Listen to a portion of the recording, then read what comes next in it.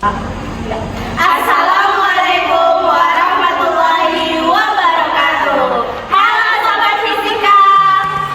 Kami dari kelompok 1 akan menjelaskan video tentang eksperimen efek Zeeman untuk memenuhi tugas PJBL kami yang beranggotakan saya sendiri, Cindy Olga Putri dengan NIM 2303355 dan rekan saya Vanessa Akila dengan NIM 23033090. Saya Muhammad Salsabila Mutasud dengan NIM 23033065 dan saya Niatul Husna dengan NIM 23033075 dan saya Hoirunisa dengan nomor NIM 23033061 dengan Bapak Dosen Pengampu Bapak Dr. Harman Amir MSI dan Kakak Asisten Dosen Kak Febri Febriani SPD dan Kak Ricci Junia Hermanda SPD.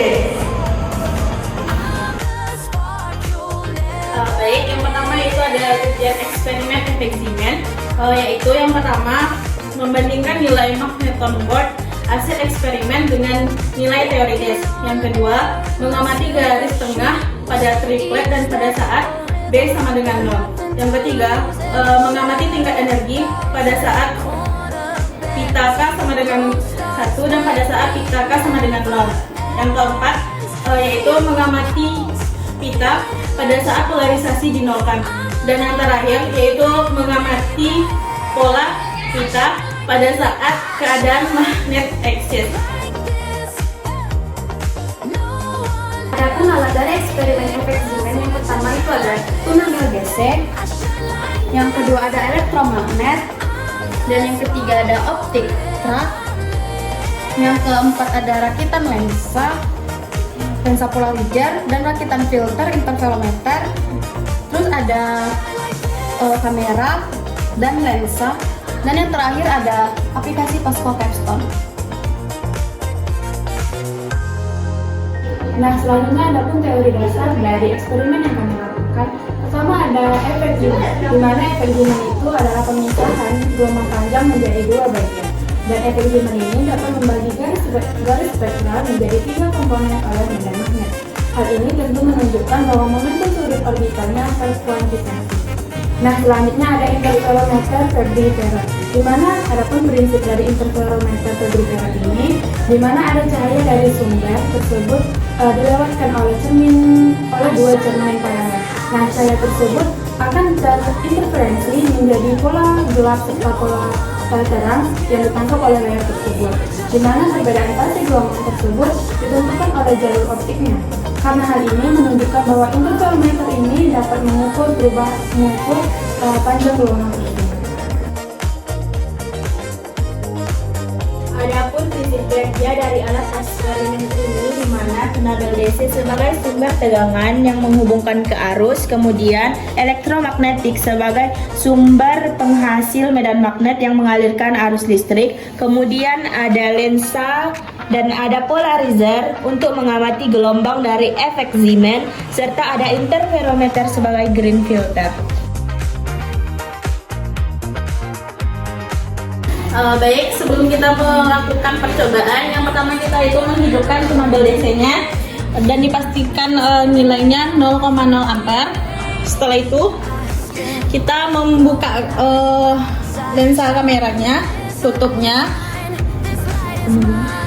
Kemudian setelah itu kita merecord untuk melihat apakah polanya sudah terbaca atau belum. Adapun prosedur percobaan dari eksperimen efek Zeeman ini, yang pertama itu kita meredupkan atau mematikan lampu ruangan ini, kemudian kita mengkalibrasi tunnel DC power supply ini ke 5 ampere dan mengembalikannya lagi ke 0 ampere. Baik, untuk prosedur yang pertama kita menggunakan polarizer pada sudut 90 derajat. Setelah polarizer ini kita atur pada sudut 90 derajat, kita mengklik record pada layar. Kemudian kita memutar tunnel DC power supply ini menjadi 5 ampere.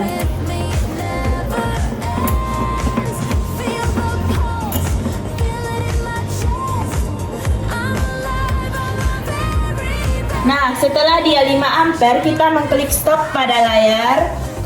Kemudian setelah kita mengklik stop pada layar, kita memutar tunabel DC power supply ini lagi menjadi 0 ampere.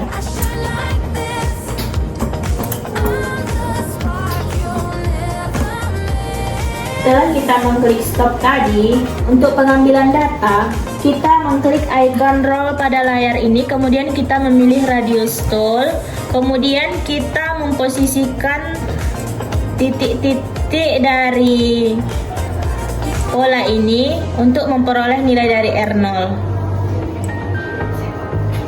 Setelah diperoleh R0 sebesar 0,07 meter ini, kita peroleh juga nilai R1, R2, R3, dan R4-nya.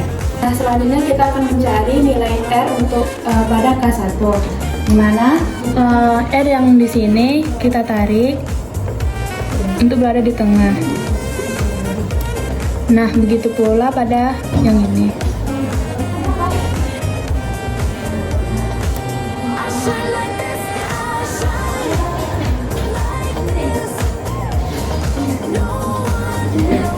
Sehingga kita mendapat untuk nilai R pada K1-nya.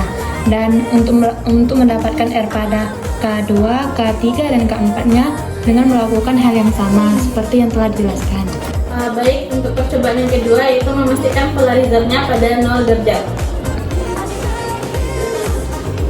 Baik, untuk prosedur percobaannya yaitu kita memastikan polarizer ini pada 0 derajat.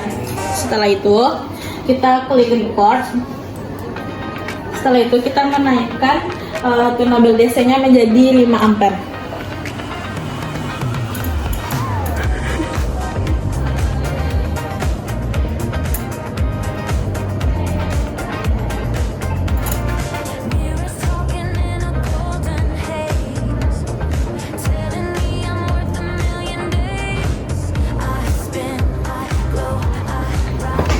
Setelah tunabel DC-nya 5 ampere, kemudian kita mengklik stop, lalu mengembalikan tunabel DC-nya kepada 0 ampere.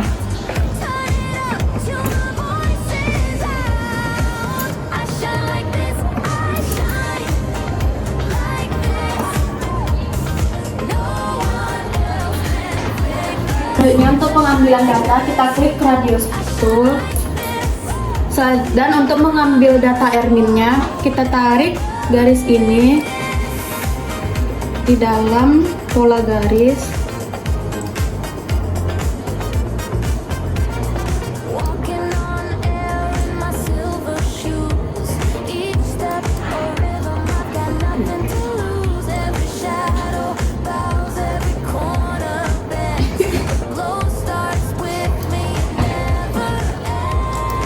Sehingga didapatkan Rmin-nya yaitu 0,24 meter. Selanjutnya untuk mendapatkan nilai R plusnya yaitu kita menarik ini keluar dari polanya.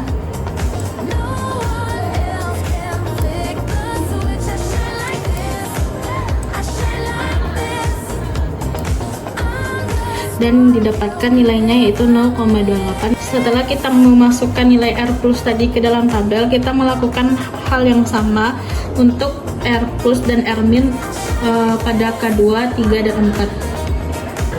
Baik, selanjutnya untuk prosedur yang ketiga itu kita melepaskan polarizer. Selanjutnya kita lepaskan polarizer. Apabila tidak bisa dilepas, maka putar dulu kuncinya. Nah, lalu buka. Selanjutnya pada aplikasi Cosco Capstone kita klik record. Lalu kita naikkan arus hingga mencapai 5 ampere.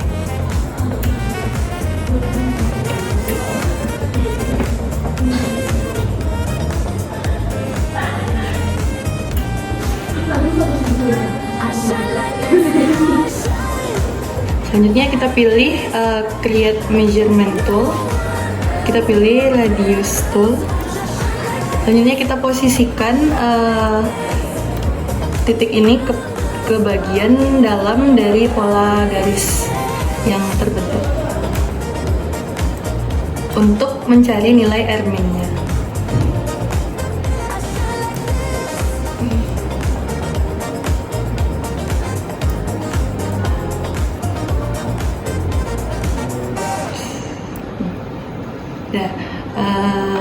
maka akan terlihat R-nya itu sebesar 0,27 meter. Setelah mendapatkan nilai R min dan R plusnya, maka kita tuliskan nilai tersebut pada tabel berikut. Ini untuk nilai dari R plus dan ini untuk nilai dari R min. Nilai R plusnya tadi kan 0,29 meter.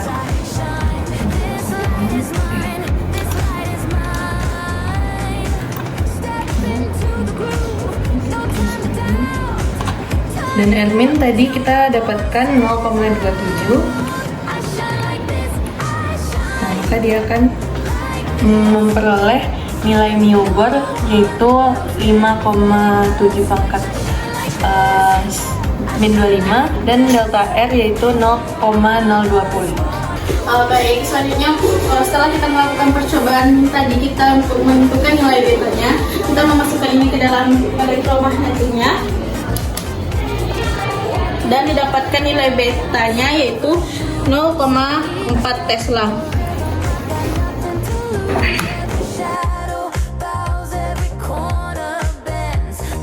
Baik, selanjutnya saya akan menjelaskan tentang pengolahan data untuk eksperimen efek Zeeman.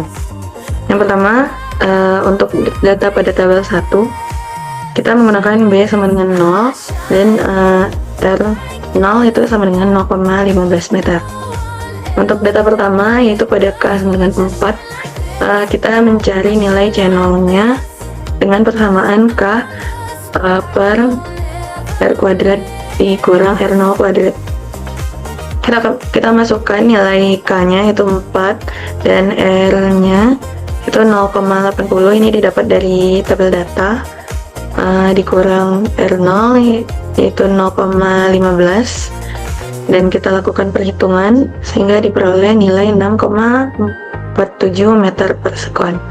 Begitupun untuk data kedua, dengan menggunakan K sama dengan 3, kita hanya perlu menyesuaikan nilai K dan R-nya sesuai dengan data yang diambil dan diperoleh nilai dari channel untuk tabel 1 itu adalah 6,47 meter per sekon, lalu ada 6,61 meter per sekon, selanjutnya ada 6,87 meter per sekon, dan terakhir itu ada 6,86 meter per sekon.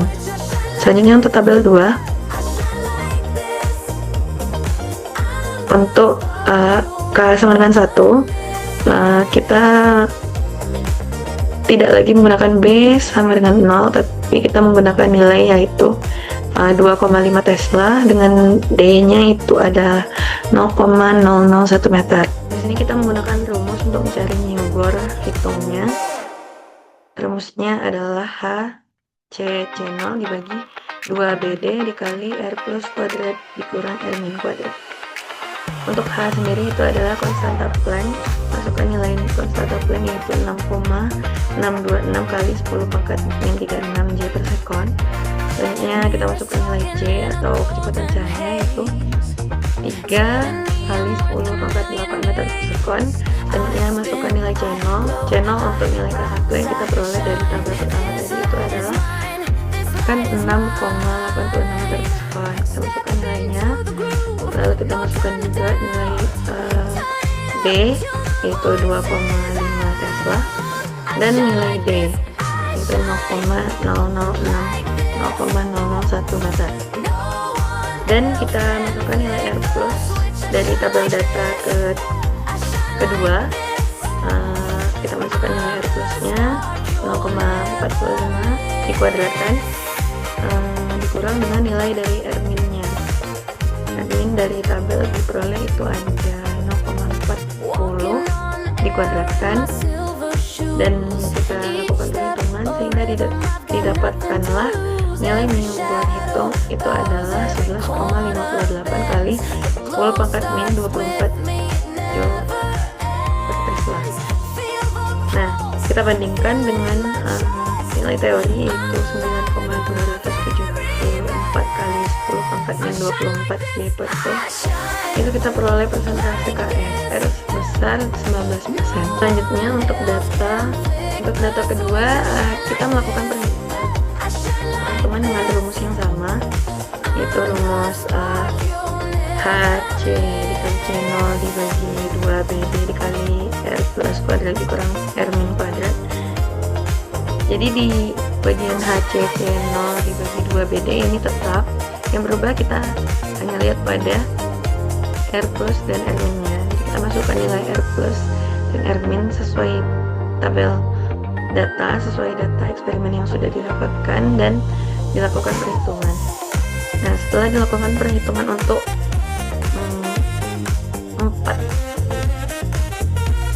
3 data pada tabel 2, itu diperoleh persentase KSR itu sebesar 19%, 49%, dan 38%.